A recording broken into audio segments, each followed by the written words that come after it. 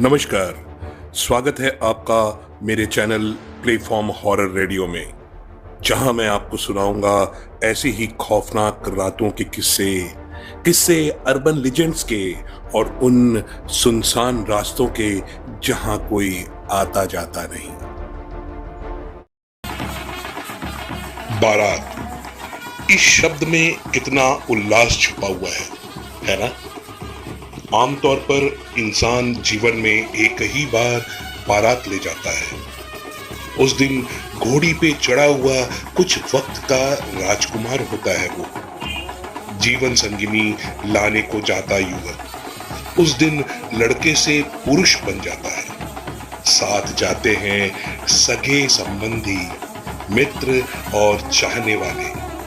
इसी बहाने हर कोई फिर से जी लेता है अपनी बारात की अनुभूति। हम हिंदुस्तानी हैं, खुशी और दुख में बराबर शरीक होना फितरत है हमारी। बारात दिखे तो बिन बुलाए नाच आते हैं, अर्थी निकले तो शीश नवा लेते हैं। सन 1965 के आसपास की बात है। चने की फसल खड़ी थी, सर्द रातें थी। ऐसे में किसान सबसे ज्यादा डरता है कि कहीं खेत पर नीलगाय या जंगली सुअर हमला ना कर दे। महीनों की मेहनत और आने वाली बरस की आस मिट्टी में मिल सकती है, इसलिए चौकीदारी बेहद जरूरी हो जाती है। वह भी एक किसान था, हट्टा कट्टा जवान, मेहनती, कई एकड़ खेत दिन भर में जोत डालने वाला, धरती से सोना उपजाने वाला उत्साही किसान। फसल की चौकीदारी का समय आया तो खेत में मचान बनाकर फूस का छप्पर छा लिया और चौकीदारी शुरू। वो अकेला ही रहता था मचान पर, साथ देने को कोई नहीं, पर डर की भी कोई बात नहीं थी, हौसला ही इतना था। छप्पर में ओढ़ने को एक गाढ़े की चादर, पुआल का बिस्तर, जानवरों से निपटने को एक लाठी, एक सुराही और एक लालटेन, कुल जमा इतना ही तो सामान था उसके पास। जरूरत भी क्या थी किसी और चीज की? खाना घर से बांध लाता, जोरों की भूख लगती तो वही रूखा सूखा भूख लगाता। बाकी चना चबैना तो साथ रहता ही हमेशा। पानी अलबत्ता दूर नहर से लाना पड़ता था, पर वो कोई बड़ी बात नहीं थी। ऐसे ही एक दिन चौकीदारी करते हुए आधी रात बीत चुकी थी। अचानक दूर उजाला दिखा। वो नींदा सा पड़ा, वह अचानक चौकस हो गया। नजर उस ओर ही जमी थी। जब उजाला पास आया तो देखा कि बारात आ रही है। शादी ब्याह का मौसम था, बारात आना कोई अजूबा नहीं। सुनसान खेतों के बीच बनी उस मचान के उदास जीवन में थोड़ी खुशी का संचार हुआ। वह उत्सुकता से भरा नीचे उतर आया। अब बारात एकदम करीब आ गई थी। रोशनियां जगमगा रही थी। लोग गाते बजाते चले आ रहे थे। हालांकि उनमें से कोई भी जाना पहचाना नहीं लगा, पर सब उससे यूं बोलने लगे जैसे पुराने परिचित हों। सोचा कुछ दूर बारात के साथ चलता हूं, मन बहलेगा। लेकिन बारातियों ने तो हाथ ही पकड़ लिया। कहने लगे, चलो तुम भी हमारे साथ विवाह में शामिल होने। वो शर्माया, नहीं नहीं, मुझे कहाँ न्योता है, फिर यहाँ चौकीदारी भी तो करनी है। पर सब उससे जोर जबरदस्ती करने लगे। अरे अरे, पास के गांव ही तो जाना है, 2 घंटे की बात है, लौट आना दावत भोज खाकर।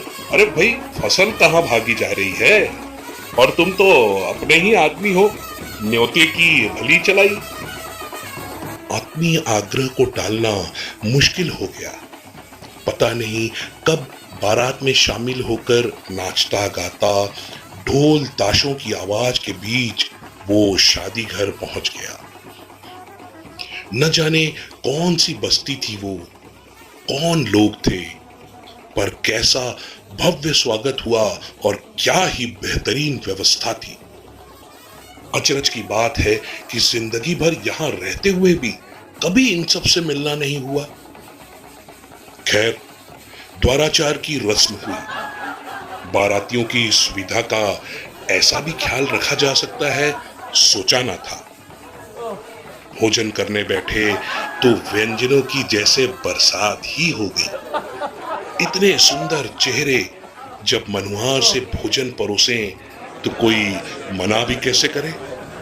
खाते खाते वह मगन हो गया, बोध ही नहीं रहा कि कितना खा गया और कब से खा रहा है। अचानक किसी ने बहुत गर्म पकवान परोस दिया। खाते खाते मुंह ही जल गया। बाराती से ऐसा व्यवहार!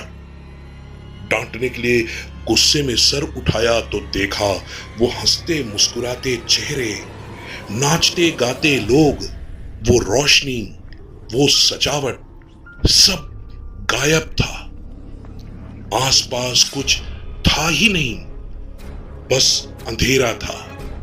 नहर का किनारा था और वो जगह थी जहां शवों का अंतिम संस्कार किया जाता है।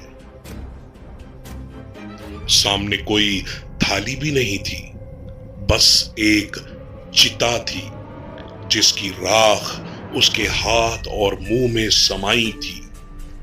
वो घबरा कर उठ खड़ा हुआ। मुंह में दर्द महसूस हुआ तो जमीन पर थूक दिया, जिसमें अंगारे थे, हड्डियां थी और रक्त था। उसे लगा जैसे कलेजा बाहर आ जाएगा। पैरों में चुभते कांटों की परवाह किए बगैर बदहवास दौड़ता हुआ जब घर पहुंचा तो पांव फटने को थी। घर वाले उसकी हालत देखकर घबरा गए। वो लगातार अजीब सी उल्टियां कर रहा था, जिनमें हड्डी के टुकड़े निकल रहे थे। फिर अचानक लकवा मार गया उसे।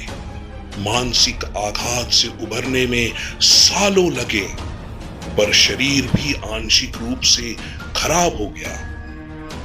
इस हाल में भी वो 90 साल तक जिया और ऐसा कोई दिन नहीं गुजरा जब उसे मलाल न हुआ हो कि वह उन भूतों की बारात में आखिर गया ही क्यों।